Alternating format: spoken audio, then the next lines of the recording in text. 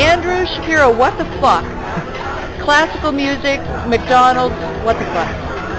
Basically, I was looking for an opportunity to perform my music, my piano music, because it's easy to play other gigs. You know, you just like, take a synthesizer and a PA, like put it in the trunk of a car. It's very easy to do that. But I wanted to play my solo piano compositions. But it's kind of just the way it works in New York is that, or in other places, you have to pay someone to rent out a concert hall to like rent it so that you can perform. And I think that's wrong. I mean, it's just the way it works. But I mean, there are some other alternative spaces that have pianos, but they're usually not like really that good, or they're okay and they try. But so I read an article in a magazine, New York Magazine actually, about the history of McDonald's in New York City, and it talked about the history of McDonald's in New York City. But it mentioned that there was one with a grand piano in downtown. It's a block east of Ground Zero. It's 160 Broadway, and I called them up.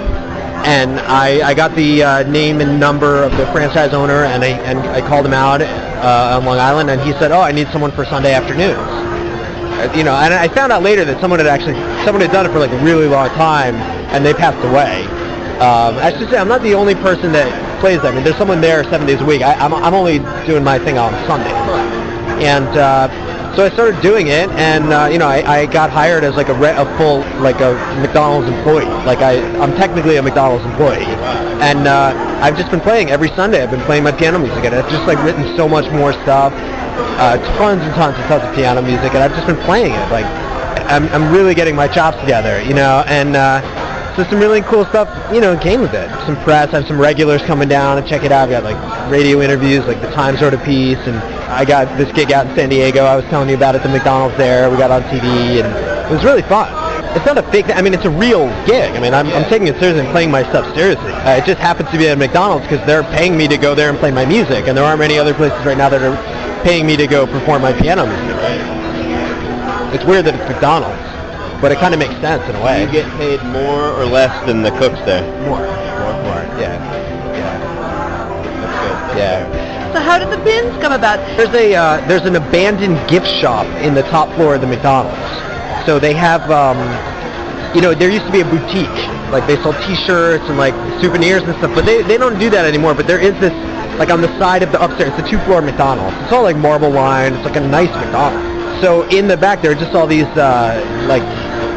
big boxes full of like postcards, souvenir postcards, and pins and matchbooks, like just with the McDonald's 160 Broadway logo. So I found some of the pins, and I asked the guy, like, can I have some of these pins? He's like, sure. There are also some old Happy Meal toys from like 1985 just lying around there. It's really like weird. Sometimes you like film just the backstage stuff. You just come in and like film. It's like really, you get some really demented, cool footage of like the back, like, because I have to go through this like interior catwalk to like get out to the piano loft, and it's just really like raw, like strange space. It's really cool. It's probably the only cool way to wear a McDonald's pin out in public, particularly in Williamsburg. It's like if there's like some weird artsy angle to it, They're just walking around with like a McDonald's pin that's just this like McDonald's is like sort of suspect in these parts, Right. How long have you been doing it? For like 2.5 years, like every Sunday. And has it changed your life? I've written so much piano music, like it just forces me to write it, like really hard forces me, because I have so much time. I have 4 hours there, so I'm always. And you're playing all your own original material. Yeah, that's right. I got an email from some guy in LA, I don't know who he is, just like, he's a musician. He's like, what kind of self-respecting artist would play at McDonald's? Fuck you. Was an email that I got.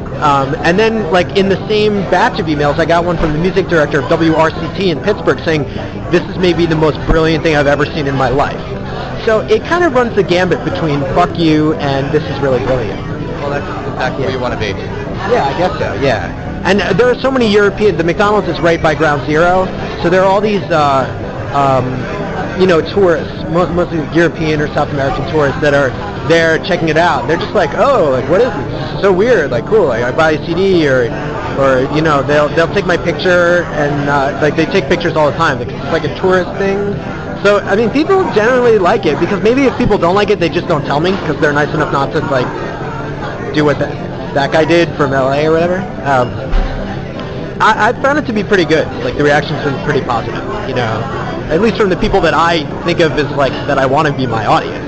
It seems entirely alchemical. Yeah. Yeah, I mean where you like healing people with. Oh yeah. Yeah, I did. Do you know Andrew? Those two guys, Andrew. I did an interview with them last week, 2 weeks ago on BAI, and they were talking about that. They were like, one doesn't expect to go in and hear this kind of high-minded stuff. If you walk in, it's like this soothing, like, wow, this is so cool. Like, you know, it's just like I didn't expect this, and it just kind of hit me. That's kind of part of the experience.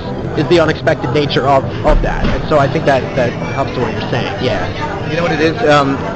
I'd wear the pen, but I'm like conflicted with the. You know, I'm a big fan of Eric Schlesinger with Fast Food Nation, so can't wear the pen.